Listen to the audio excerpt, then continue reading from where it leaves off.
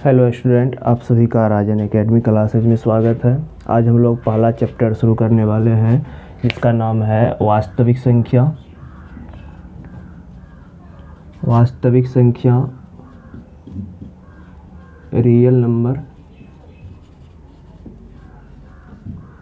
तो देखिए, वास्तविक संख्या जानने से पहले हम लोग जानेंगे कि संख्या क्या होता है और संख्या के सभी प्रकार के बारे में पढ़ते हैं। तो यहाँ देखिए संख्या, तो संख्या होगा क्या? संख्या जैसे 0 हो गया, 1 हो गया, 2 हो गया, 3 हो गया, 4 हो गया, 5 हो गया, 6 हो गया, 7, 8, 9, इस तरह से ये सभी संख्या है। इसी सभी संख्या से हम दुनिया का कोई भी संख्या बना सकते हैं। अब इस संख्या के अलग अलग प्रकार दे दिए गए हैं। तो सबसे पहले इस पर आता है क्या? प्राकृत संख्या। सबसे पहले आया प्राकृत संख्या। प्राकृत संख्या क्या होता है? तो गिनती की संख्या को हम प्राकृत संख्या कहते हैं। जैसे 1, 2, 3 तो गिनती संख्या हो गई। तो गिनती की संख्या को प्राकृत संख्या कहते हैं। जैसे इस एग्जाम्पल लेंगे तो हो जाएगा 1, 2, 3, 4, 5, 6, 7, 8, इस तरह से इन्फिनिटी तक, अनंत तक जाएगा। तो लोगों को सबसे पहले ये प्राकृत संख्या मालूम हुआ। तो बताइए, क्या इस सभी संख्या से हम सभी संख्या तो नहीं बना सकते हैं? क्यों? क्योंकि इसमें ये अभी पूर्ण संख्या नहीं है, क्योंकि इसमें 0 नहीं है। जैसे बोलेगा हमें 10 लिखने के लिए तो 1 तो है, लेकिन 0 है ही नहीं मालूम। तो इसी 0 का खोज जो है आर्यभट्ट ने किया था, और इसीलिए मैथ का पिता भी आर्यभट्ट को ही कहा जाता है। तो उसके बाद तब कौन सी संख्या के बारे में जानने लगे लोग? उसके बाद जानने लगे पूर्ण संख्या के बारे में। पूर्ण संख्या क्या होता है? पूर्ण संख्या मतलब गिनती की संख्या में अगर हम 0 को शामिल कर देते हैं तो पूर्ण संख्या बन जाता है। तो लिखेंगे गिनती की संख्या में 0 को शामिल करने से बनी संख्या को पूर्ण संख्या कहते हैं।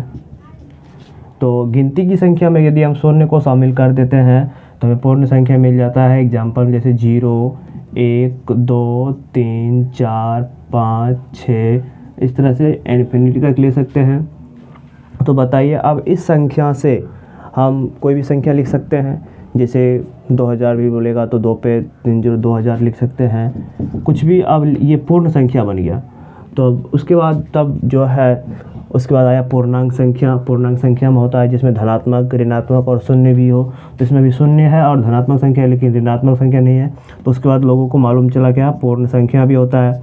तो पूर्ण संख्या क्या होगा? देखेंगे जिसमें धनात्मक,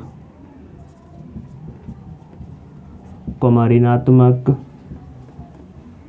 और शून्य को शामिल किया जाता है, उसे पूर्णांक संख्या कहते हैं। उसे पूर्णांक संख्या कहते हैं।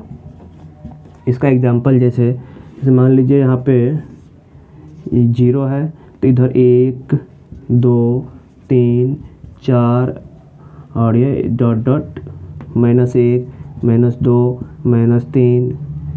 तो ये इधर जितना है ये सभी है ऋणात्मक संख्या। इसमें मेहनत लगाओ, ये डॉट डॉट आगे तक चलते रहेगा। इसको शून्य बोलेंगे, ये शून्य है। और इधर जितना भी है ये सभी है धनात्मक संख्या। तो बहुत सारे संख्या है। उसके बाद भाज्य संख्या, सम संख्या, विषम संख्या, बहुत सारे संख्या हैं। तो उतना डिटेल्स हमने जाएंगे। तो हमने देख लिया पहले प्राकृत संख्या, पूर्ण संख्या, पूर्णांक संख्या। उसके बाद परिमेय संख्या देख लेते हैं और अपरिमेय संख्या देख लेंगे। उसके बाद तब वास्तविक संख्या पाएंगे, फिर अपने चैप्टर पे आएंगे। तो देखिए परिमेय संख्या क्या होता है? परिमेय संख्या, परिमेय संख्या जो संख्या p/q के रूप में हो, जो संख्या p/q के रूप में हो और क्यू डज नॉट जीरो, कभी भी क्यू जीरो के बराबर नहीं होना चाहिए, उसे परिमेय संख्या कहते हैं। जैसे इसका एग्जांपल लेते हैं 2/3, 5/4। यदि आपको कोई पूछे एक परिमेय संख्या है तो देखिए बट्टे ग्रुप में नहीं है, लेकिन दुनिया का कोई भी संख्या उसके नीचे में नहीं कुछ रहता है, एक रहता है। जीरो के भी नीचे में नहीं कुछ है तो क्या है, एक है, ये भी परिमेय संख्या है। -2 नीचे में नहीं कुछ है 1 ये भी परिमेय संख्या है। तो इस तरह से हमने सभी संख्या को देखें।